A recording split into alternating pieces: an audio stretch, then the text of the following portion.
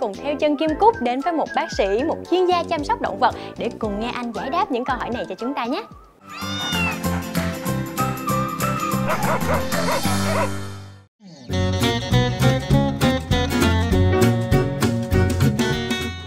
Xin chào các bạn, hiện nay Kim Cúc đang đứng tại trung tâm Animal Doctor International để cùng trò chuyện và gặp gỡ bác sĩ Williams để tìm hiểu xem những cách thức chúng ta sẽ chuẩn bị trước khi nhận nuôi một chú chó hay một chú mèo thật đáng yêu các bạn nhé. Bây giờ thì các bạn hãy cùng đi với Kim Cúc để chúng ta gặp gỡ bác sĩ Williams.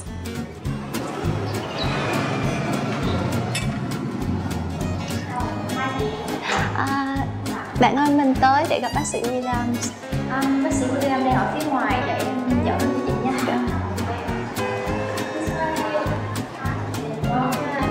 Đi ra thế này nha. Dạ, cảm ơn.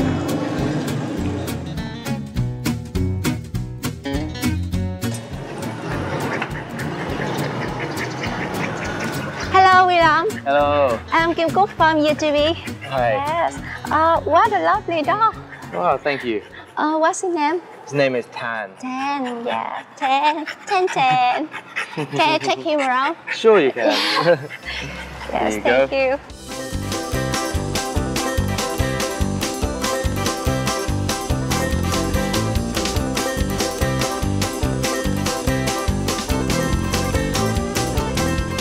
Today I go here. I want we will an interview about the best. Sure. Yes. No problem. Can we hear? You wanna sit down? Yes. Okay. Okay. Yes. Tan. Can you tell us about best market in Vietnam? Sure. So in Vietnam, the last couple of years has been a big increase in the pet market. Yes. People are really interested in buying cats and dogs, and pet ownership is really increasing, especially in cities like Hanoi and Ho Chi Minh. So we're seeing more and more young people with who are working a lot, and they have a pet which de-stresses them, relaxes them, and is a companion when they're home after a hard day. Okay. Which is important things for me to consider when I want to buy a dog or cat? Example, living condition or size of my house or raising costs. Sure, so there's lots of things to think about when you want to get a pet. So dogs and cats, they both have different needs and different considerations. Okay. So if you want to get a puppy, you have to think about where you live, if you have space outside, and what type of breed. Some dogs need a lot of exercise, some dogs, are very happy in an apartment. Yeah, okay. So you also need to think about all the costs involved, but it's not just buying the pet. So that's just the first cost, but then you have to feed your pet. And we want to feed good quality food. We also have to look after their health, make sure that they're vaccinated, and all of this costs money. Okay. So when you're looking at the breed that you want to buy or you want to have in your family, you have to think about the size of your house. You have to think about the costs involved. Yes. Some breeds have more health problems than others, which is something to think about. You also have to think about if your lifestyle can accommodate a dog, because they take a lot of time. You need to make sure that you have time to exercise them, time to feed them. And also you have to think about in the future, if you're going to move, maybe you're going to move to an apartment, and some apartments don't accept dogs. Yes. So at that time, are you willing to choose your pet over where you're going to live? Okay. Where can we buy healthy pets? So it's difficult to tell you exactly where you can buy a healthy pet. What you want to do is you want to ask breed clubs and people who've already got pets where they bought them.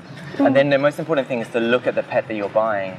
So the top key thing is to check that you can see the mother and father, because that's a really good sign if they're a responsible breeder. You also want to look at the puppy that you're buying. Is it bright, active, playing, running around? You don't want to buy a puppy if it looks unhealthy. Okay, yes, we can check. I know that in many countries, people usually adopt a dog or cat in nearby animals rescue center. So we can do it in Vietnam. Yes, so there are some options, and there are increasingly many charities that help you to adopt pets, and it's a really good choice for many people, and also you're helping a pet that's in need. So the two big ones that I know of in Ho Chi Minh are U Dong Vat and also ARC, which is Animal Rescue Center here in Thao Dien. What should we have to prepare to welcome a new member to our house. So when you're bringing in a new member of your family, you have to do lots of things to make sure that the first week goes really smoothly. So the first week are so important. The first week is really important because that's when they're learning about a new environment. So you want to make sure that you have enough food for them, and you want to use the food that they were eating before they come to your house. And if you want to change, you can take 1 week to slowly change the food. You need to talk with your family to explain to them who is responsible for walking the dog, who is responsible for feeding the dog, so everyone is clear. And you also need to prepare a nice area with a comfortable bed for your dog, and where you have food bowls and water bowls so that they have a home space. Nowadays, Vietnamese people really like to raise Alaska Husky, Seymour. These are the dogs that originally live in cold, snowy place. So, are there any problems when we raise them in Vietnam? So actually, all of those dogs, Huskies, Samoyeds, they're actually really adaptable to very cold, but also very hot conditions. So you just need to have a few basic things in place, and actually they can do really well here. So you need to make sure that they don't get overheated. Okay, so that means not exercising them in the heat of the day. Also, you need to make sure that you don't cut their hair very short, because actually their hair, although it keeps them hot, it also keeps them cool. So if you shave the hair, they often overheat, so you actually don't want to cut the hair on them. The last question. Many people in Vietnam believe that bad hairs is not good for their baby. That's why they used to give away their best if there is a newborn baby. Can you explain about that? So this idea about pet hair not being healthy is just not true. Not true. Not true at all.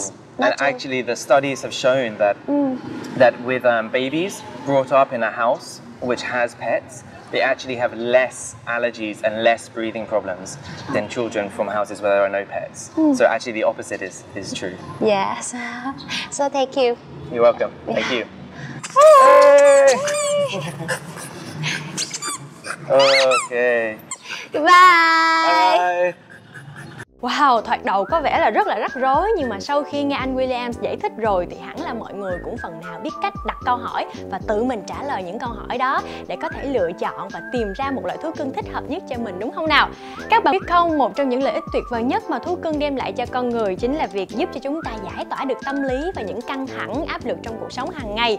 Đây là một điều hoàn toàn cần thiết, đặc biệt là đối với những người hoạt động trong lĩnh vực nghệ thuật với nhiều những